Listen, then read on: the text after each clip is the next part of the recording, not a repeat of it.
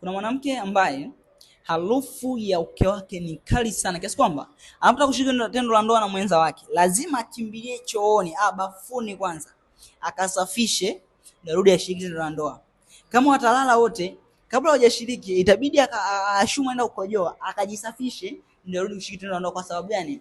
Anatokwa na harufu ambayo ni mbaya sana. Sasa wewe dada, siku ambayo bwana wako atakubananishia hataki utoke, itakuwaje? Utaibika, utaendelea kuaibika mpaka lini? Hiyo harufu kali inayotoka huko utaendelea nayo mpaka lini? Iko hivi, lipo suluhisho la kudumu la kuondoa hiyo harufu, kwa sababu kali inavyoendelea kule ni maambukizi ambayo yako ndani.